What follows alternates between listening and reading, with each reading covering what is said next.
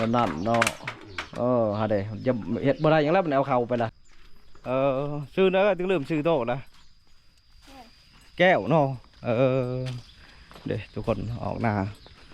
เอาลูกเอาผัวมัดแล้วเจ้าอยู่ผู้เดียวข้าวน้ำจำปาได้กินอยู่ไสพี่เกลือก็มาไม่ดูอ้าว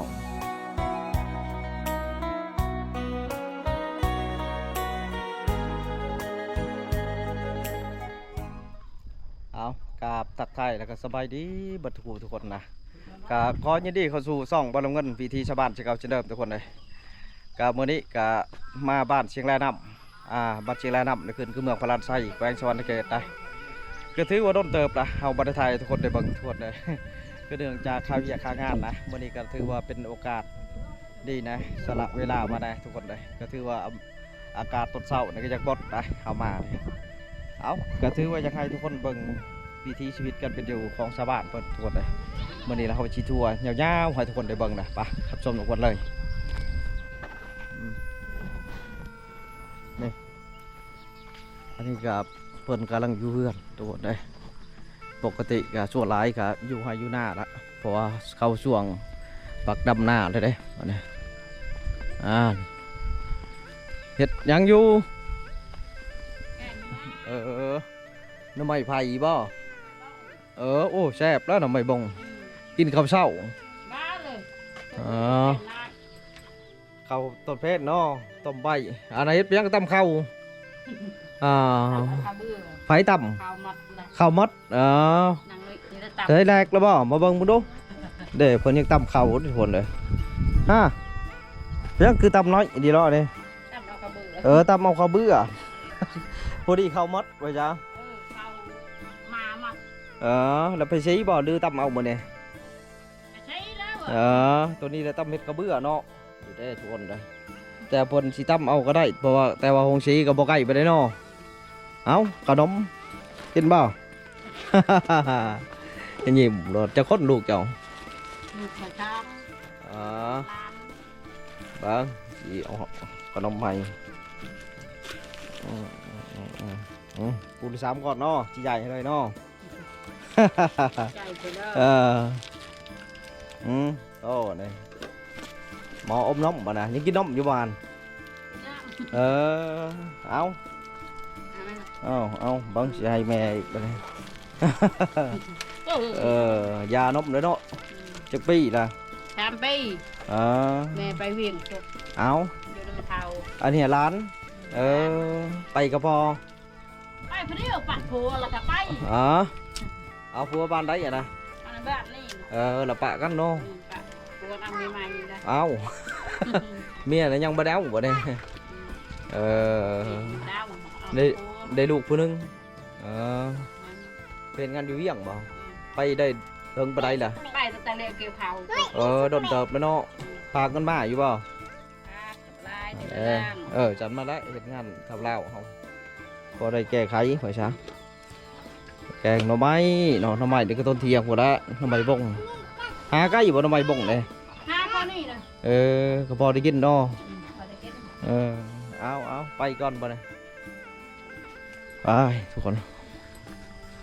เหือนผลลังบางใหญ่เนาะใหม่ลูกหลานเพชรหลายเห็ดงานนะนี่ทุกคนเลยเหือนใหม่เหือนงามนะเพิ่นกับนี่แหละพิธีชนบทเฮาตัวนะเลี้ยงเป็ดเลี้ยงไก่นี่หน่อยบ้านนี้เลยอยู่แคมป์เช่ทุกคนเลยเพิ่นมีจ่าแห้งเพิ่นจะชื่อรถใหญ่แล้วทุกคนนะใหม่เต็มตารางใหม่เหือนใหม่ชันไม่ใช่จะถือว่าเฮาเลาะนี่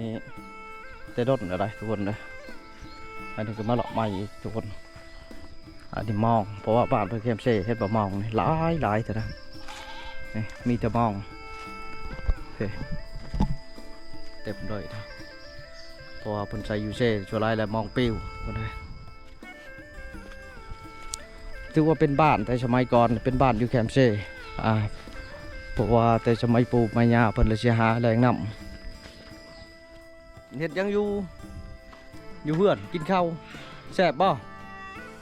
อยู่กับไผป่าแสง กินบ่ขนมเดี๋ยวใช้ป่าแสงเห็ดเบิ่งโทรทัศน์เบิ่งโทรศัพท์ป่าแสง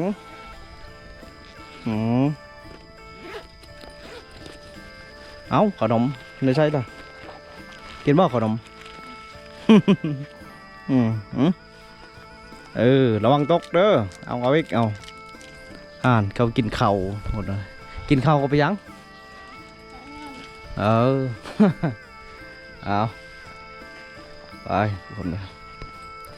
นี่ช่วงไฟเข่านะกกใหม่กกตอกมันตัดหมดนะเพราะว่าไปผ่าเข่าเลยเด้ทุกคนเลยเอาเข่าเตะเลือดนะสบายแล้วนะครับ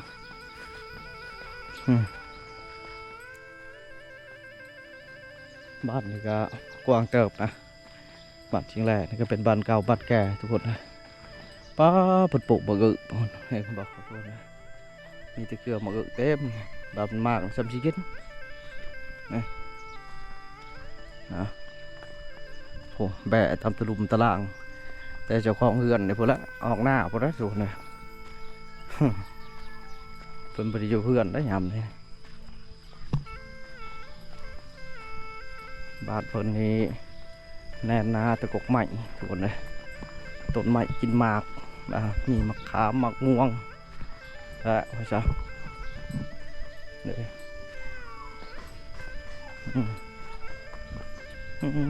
บรรชวนเห็ดเพียงอยู่นั่ง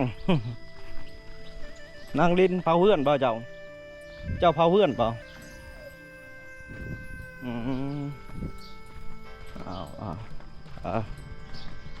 ไปวันนี้เราก็เลาะไปต่อทุกคนไปใช้ไปทางไหนนะเมื่อออกหน้าใกล้บ่ใกล้ดำหน้าแล้วชื่อเนื้อถึงลืมชื่อโตนะแก้วเนาะเดี๋ยวทุกคนออกหน้าออกไปเผาหน้าบ่หรือออกไปดำเผาหน้าชื่อเผากระไฟผู้เดียวใช้ใกล้บ่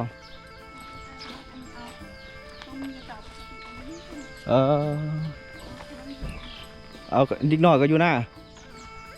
เดี๋ยวทุกคนนะปลาทุกคนเลาะต่อไว้ใช่เพื่อนกับปูใหญ่ปูน้อยได้ทุกคนแต่ว่าส่วนหลายกับมีเพื่อนใหญ่ละทุกคนบ่อบ้านกับบ่อไก่จากตัวเมืองก็ได้ทุกคนเลยที่ประมาณอยู่10 กิโลประมาณนี้แหละทุกคนเลยแต่บ้านผ่าตัวเมืองมีหาดขายเครื่องอยู่1 หาดนะก็คือหาดนี้แหละก็ถือว่าของกินของอยู่ครบนะฮะเลย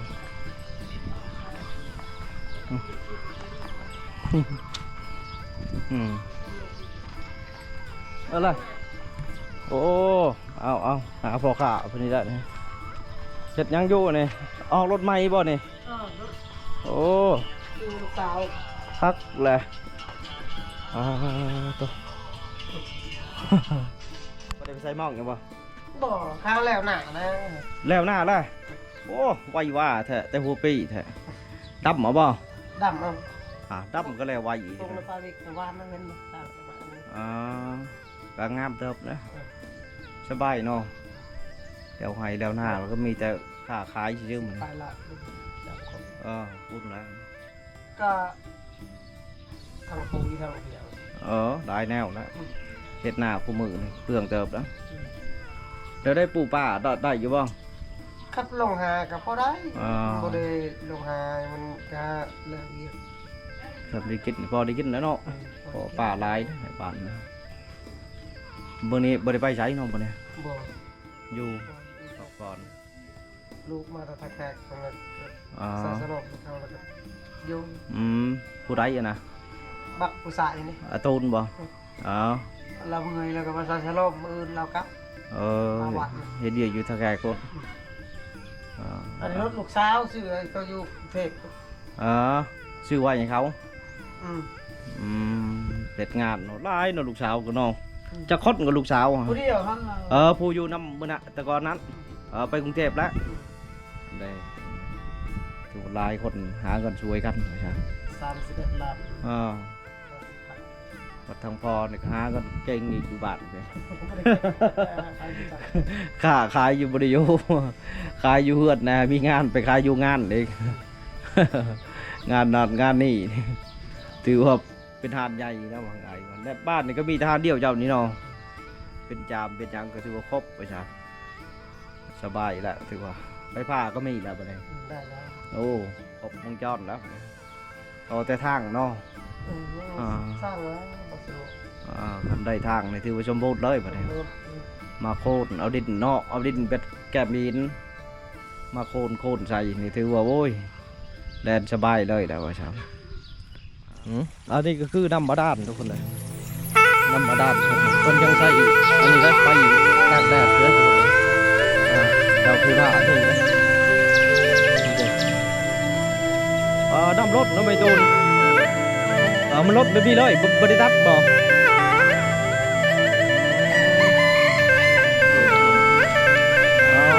ใหญ่คนเล็กยังใหญ่อัดน้ำอัดมันก็บอยู่บอยู่เลยครับจักรวาล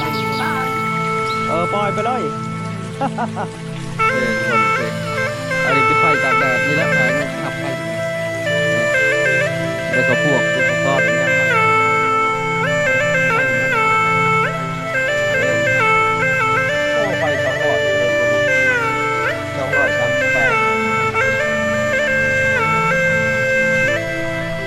คือไปนำใส่ร่วม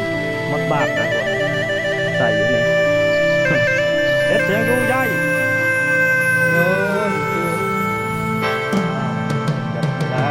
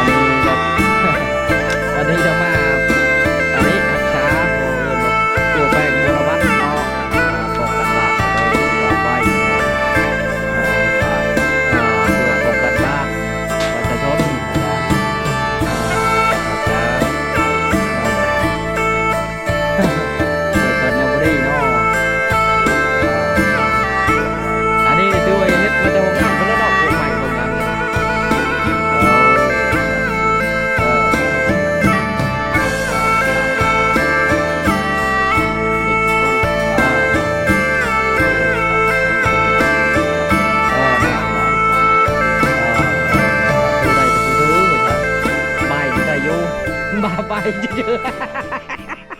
ถามว่าต้องเมียเชียร์ไปคนอื่นยืมไปก็เจอ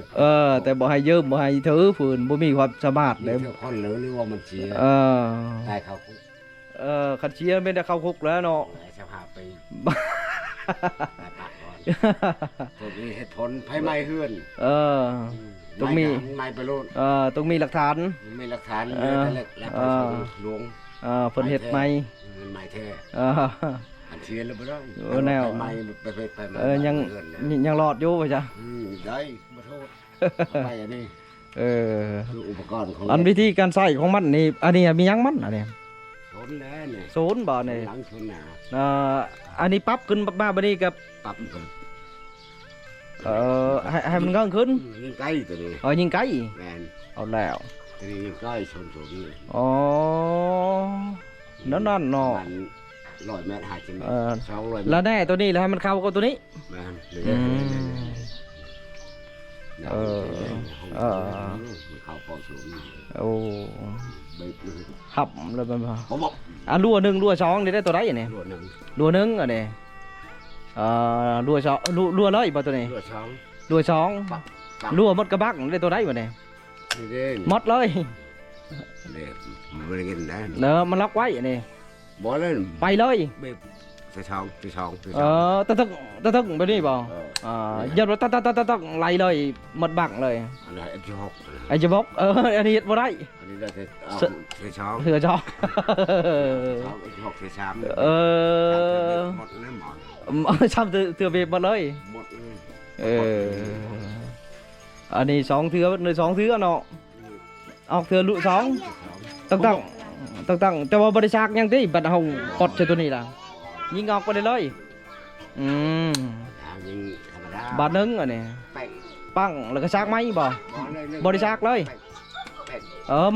มันซับเตะคือเด้งเลยนี่มันเฮ็ดมันเด้งเลย ไว้ก่อนนี่ นั่นเนาะฮะเด้จะเฮ็ดบ่ได้หยังแล้วมันเอาเข้าไปล่ะ แตกกะลีแล้วได้บ่เด้โยเกาะตั้มมาลีได้หั่น ยาดา เฮ็ดไหนป้าเอาออกใช้ดูกมันเอาออกแล้วบ่ยันว่าขึ้นน้ำกล่องแล้ว ลั่นนี่สุดเลยเอาบัดนี้ถือว่ากักแล้วออกมาเช็คไปจ้ะ เอาไปก่อนเด้อวันนี้เด้อขอบใจกันอันนี้ก็คือให้ทุกคนเบิ่งพอเป็นข้อมูลทุกคนเลยไปโอ้วันนี้เฮือนใหญ่เพิ่นอยู่เจ้าอยู่นี่เนาะไม่เท่าเนาะเดี๋ยวทุกคนอันนี้ก็กล้วยจะบอกเดี๋ยวเพิ่นอยู่ผู้เดียวคนนะลูกหลานเราไปใช้ไม่เท่าเอาลูกเอาผัวมัดแล้วเจ้าอยู่ผู้เดียวข้าวน้ำจำปาได้กินอยู่ใช้ พี่เกลือก็มาไม่ดี อ้าว มันคือผมไม่ดีหลาย เขาไปเอาเมียอยู่ใช้ลูกนี่อยู่ใกล้ๆกันนี้ ใช่คุณมันเห็นเลยถ่ายแล้วนู้ อ๋อ ใช่ ลูกชายเนาะลูกชายผู้นี้ผู้เดียวบ่ ช่างคนหนึ่งอยู่วันรุ่น ลูกสาวบ่มี ช่างเอาพัวมาเฮินพัวมด หน้าก็บ่ได้เฮ็ดได้เนาะไปเท่าเนาะ มาให้ลูกใกล้ยังกินใหม่ก็บ่ได้ลูก ต้นเช้านี่กินข้าวก็ไปยังเช้านะอ้าวแล้วเบิ่งสิเอาขนมให้ ได้เลยยังแม่พี่ได้ช่างก็ได้ อายุยืนแล้วไม่เท่าเลยให้อายุยืนบ่เผา ตายเฮ็ดไปยังอยู่เบิ่งความเจริญนี่แล้ว โอ้ยบ่พอเห็นหุงยังนึง อันนี้ขนมอันนี้ถูก อีต้นเพิ่นอยู่ผู้เดียวในพื้นเจ้าหาบ่ไปเท่าให้หน้าตะก้าเจ้าก็ไม่เนาะ ไม่อยู่บ้านน้ำมูกพุ่น ไผเฮ็ดอยู่พุ่นลูกเคยอยู่ในเมืองพุ่น ลูกอยู่บ้านไหน อยู่ในใกล้ๆนะอยู่น่าจะคุกนี่ อยู่ที่คุก ด้วยอันนี้ซื้อพริกเกลือพริกนัวบ่หลายไม่เท่าเอ้ยเฮากะ อายเจ้า เท่าไรเนี่ย เจ้าพัน แม่ห่าง เจ้าพันน้องเช้าวันตายอยู่บ้านจะคุกมันเด้ ไผอ่ะนะ แม่อีแตวฮะ โอ้ดองสาวจะบอกนะ น้องเช้าคิง เจ้าก็บ่ได้ไปเลยเนาะไปย่างเนาะ ว่าเป็นใบให้อยู่นี่นะ เจ้าก็ฮู้เนาะเขามาบอกบ่ โอ้เป็นไรคอยอยู่เช่นบ้านกองไห้ตายมือเดียวฮะนะออกแม่อยู่ไห้อยู่นี่อยากไปบ่เป็นไปแม่ก็นบให้ไปอยู่ก็บ่ไปchứอยู่เพียงแม่ก็หมดแล้วเอ้ยน้องหมดยังเดียวแม่นี่ ดีละอายุยืนแม่ ได้เว้นบาปลูกมึงขับไปใหม่มึงยังเอาคนได้แม่ให้ไปเชียร์ได้เป็น บ่ได้นึ่งข้าวแล้วบ่มีอาหารกินบ่นี่โยกินก็มึงโลกิน เนาะ นี่ละอันนั้นแล้วแม่บอกให้ตายเชียร์ โอ้ย ลงเพียง อยู่แหละอยู่เบิ่งความเจริญเห็นมีไฟฟ้าแล้ว ไฟเปาะไฟฟ้าก็มีเลยเด้ ก็สบายแล้วว่าครับอันนี้เอื้อนเนาะไม่เท่าเนาะ ประหมประห้องก็มีเนาะป้าประหมประพกก็มีอยู่เนาะ ไม่ได้ดีนะไปให้ นี่เด้ทุกคนเลยขออนุญาตเฮาซองเบิ่งดิเด้อไม่เท่าเด้อเฮาซองเบิ่งดิเด้อเบิ่งมาเบิ่งบ่นอนเอามุ้งเจ้าก็มีบ่มุ้งอ้าวบ่มีมุ้งแล้วมื้อนี้ยกได้ชื่อบ่ครบบ่อ๋อนี่คนเลยเพื่อนสารเพิ่นก็ได้เฮ้ยอยู่ผู้เดียวเจ้าชื่อเมเท่าไปยังเมเท่าสู้อายุเจ้าจักปีล่ะ100ปีล่ะโอ้อายุยืนนี่เนาะเอาอีกจัก100ปีอันนี้ก็100ปีเอาอีกจัก100ปีเบิ่งความเจริญไม่เท่าเอ้ยยังลอยน้ำไม่เท่าไปพวกเขาตายเจ้าก็ยังได้ไปเบ็ดอยู่ยามันไปตาก็ในตาความทื่อนี่ได้หูเจ้าก็ยังดีอยู่ห่านทอดไปเชียนในตาเอาอีกจัก100ปีโอ้ย100ปีแล้วเบิ่งพืชนี่เจ้าหาเองแน่นอนนี่เนาะโอ้จนว่าสิเต็มตารางแข็งๆเลยฮอดได้น้องได้หยังนี่ไปที่ลูกเคยลูกชาวมันฮอดน้ำม่วงผู้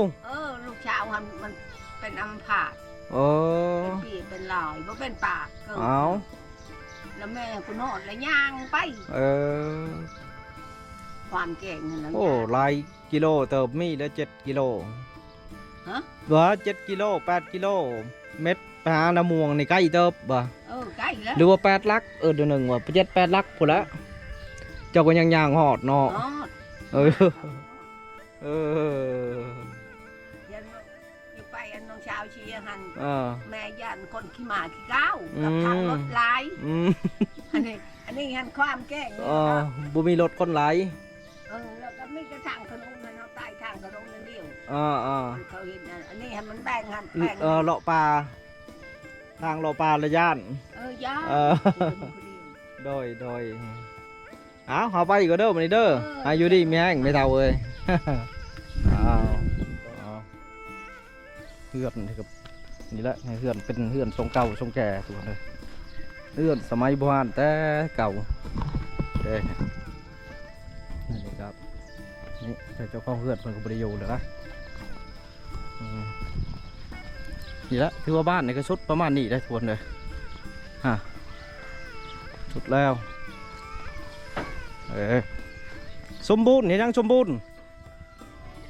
ลวกไม่พอต้องไปใช้ออกหน้า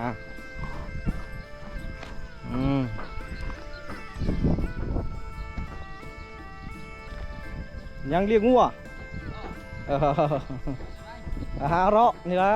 บ่ได้ป้าบ่ได้ปูได้ป้าบ่วะไปลาบไปลาบมันเลยไม่เท่า บป้าบ่บ่ได้ยินดอกอะไรไม่เท่าบ่ได้ยินเฮ็ดไปยังบ่ได้ยินหูบ่อยากได้ยินเฮ็ดไปยังอยู่เฮ็ดกินไปยังเฮ็ดกินไปยัง กินป้า ได้ป้าได้ ป้า นี่ว่าได้ป้าใหญ่ ป้าชื่อป้าเขา ป้าพอบัง บันนี้ละลาบเอ้า ลาดพาเขาขึ้นแต่ดำหน้า ใช่น่ะอยู่นี่ นี่ ดับยาน เอา แกนี่ ไปเลาะลินไปหาเลาะลิน ก็เข้าได้เลยวิรถเล่น ยังบ่ได้ดำอยู่ ไม่เป็นเจ้าหยาดอ่ะ บ่เห็นหน้าดำนี่กล้ายังชัน จ้า เอาลาป้าไปไปเพิ่นบ่ได้ยินเด้ยาเลยกินแล้วนะแล้วนี่คนดับหน้านี่ดูได้ทุกคนเลยบอดับเมาโอเคคนเลย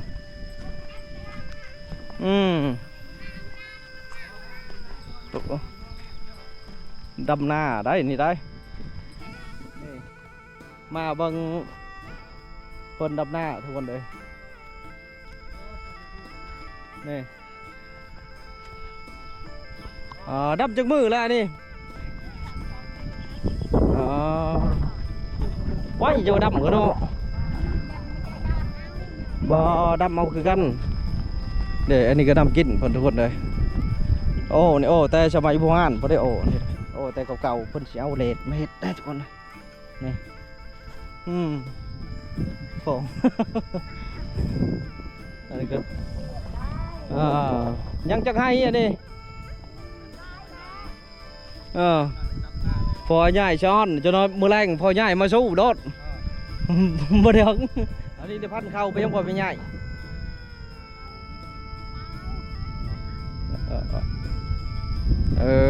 ขาวยังบ่ได้ไปได้เนาะอันนี้เนาะ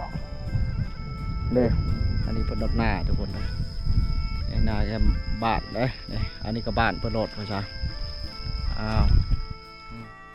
าทุกคนกับวิถีชีวิตการเป็นอยู่ความบ้านจริงแรกกับแบบนี้แหละทุกคนเลยช่วงนี้เพิ่นกับปักดำให้หน้าพ่อจ้าเฮากันได้หรอก